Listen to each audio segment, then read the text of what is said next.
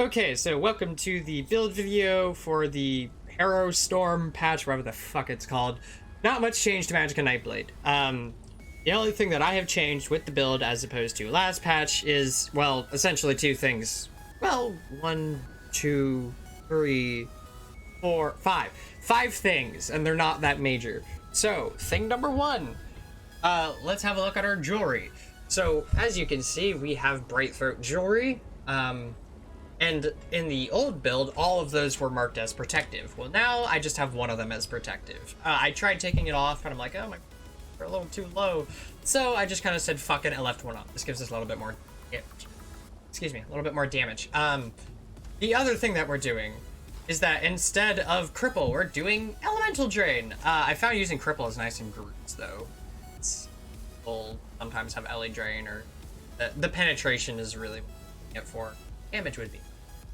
The other thing is Race Against Time. I still really am not too sure behind this particular choice, but as opposed to using the ability that gives us major evasion, I've been enjoying using Race Against Time more. The major evasion ability is definitely, I think, better in a dueling scenario, especially if you're fighting a Templar, because everyone is meta-humping Templar right now, and that will save your butt from Templars a lot of the time. So yeah, that's really it. We're still playing this around the same way. I will say though that if you are a Breton, do not use this build. If you are a Breton, there is a separate build, and I'm going to go over that right now. So the concept is that I would personally use the same skills. I think that these skills can work in almost any Magicka Nightblade build. However, if you are playing a Breton character, you're going to want to do different sets. I'd still recommend using Troll King because that's going to give you some more survivability. But if you're playing a Breton, you are going to have the superior sustain. So you're going to want to use, rather than War Maiden and Bright Throat, you're going to want to use Necromancer and probably New Moon Acolyte. I think that's right. New Moon Acolyte. The New Moon set. The one that increases your damage but also increases the cost of your skills. Now, because you're a Breton, the cost of your skills being increased isn't that big of a deal. So, yeah. But because I play a Dunmer, and some people play Altmer, this is the build that I like for Altmer and Dunmer. Whereas for a Breton, I do believe that build is definitely superior. So yeah, give that a try if you're a Breton. Same, use Black Rose on back bar. And to be honest, I do the same enchantments on Breton until you're comfortable, and that's another thing I changed. I changed one enchantment. So in the old build, we had one cost reduction ring. Now we have Magicka Recovery, and that's because for whatever reason, I forgot the teachings of the almighty Kina, and I just suddenly remembered that cost reduction isn't quite as good as regen glyphs for Magicka Nightblade because we have a higher regen stat than most classes. And I definitely do agree with that, especially if you're cloaking around a bit, and is actually better than cost reduction. Yeah. And if you're doing the whole New Moon and Necromancer build with a Breton, I would try out using one recovery glyph and 2 damage glyphs on your jewelry. I'd just try that out. If you don't like it, then by all means, go to full damage or 1 more recovery. But until you are comfortable with where you are, I just do 1 recovery glyph. I do the same thing on my Dragon Knight. My Dragon Knight had 2 recovery glyphs, and I'm like, wow, this is too much sustain. So she's now just down to 1 recovery glyph and Bright Throat with Potent Brew. So yeah, her sustain is fine. This character is also using Potent Brew as well as the Apprentice Mundus Stone. You could change the Mundus Stone around if you want to, but that's what I'm happy with. My CP is in the lower corner, but you probably that's we'll do that really quickly. I would like to apologize though, because my UI is a little messed up, which is why I'm not going into every menu and showing off all the skills personally. Having an issue with dark UI. I haven't been able to work. So in the Apprentice, we have 64 into Elemental Expert, 31 into Spell Erosion, and 66 into Elfborn. I tried doing some to Blessed. It was okay. Blessed doesn't scale very well, so you have to put a lot of points into Blessed to ever get anything out of it. So that's why I just prefer the damage. Mastered Arms, we have 66. You could bump this up if you want to, but I wanted to get to 75. The other, this Butcher buff? This Butcher buff is nice in PvE, and it's okay in PvP.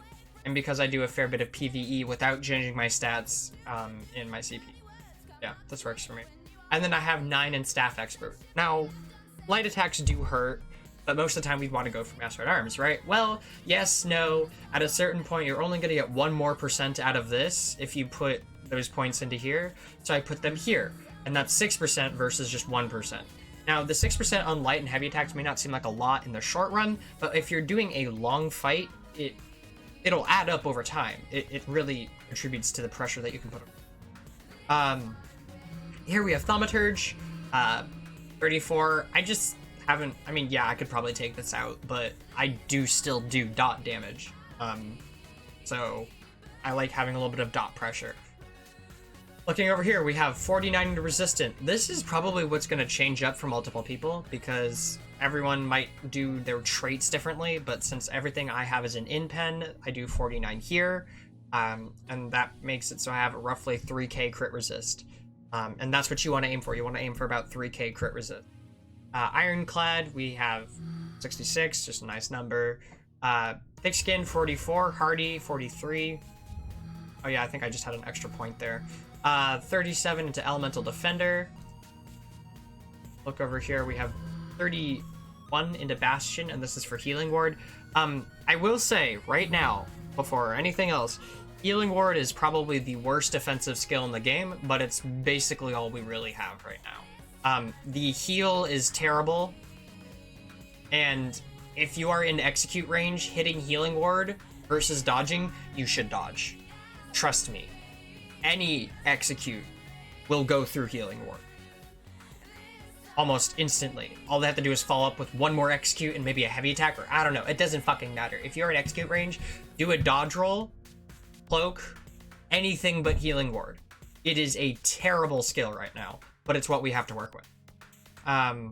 So I put 9 into Spread Turret, that's just a personal preference thing. 1 into Siphoner because, you know, debuffs and fucking Templars everywhere. I actually never did this until Templars became meta, and then I'm like, okay, fuck it, I'll just do it now. 53 into Warlord, this can change, but that's just what I use. And then this is kind of standard for me. I really like the Wind Running passive. It may not be noticeable for a lot of people, but it's very noticeable for me.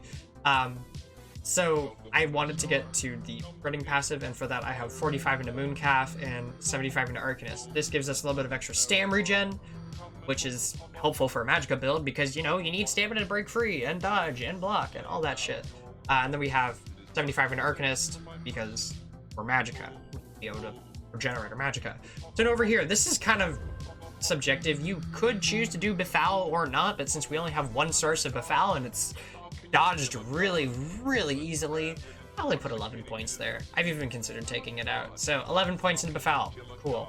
It helps your... It gives you the capability of securing a kill better, but even then it's just not that huge a deal.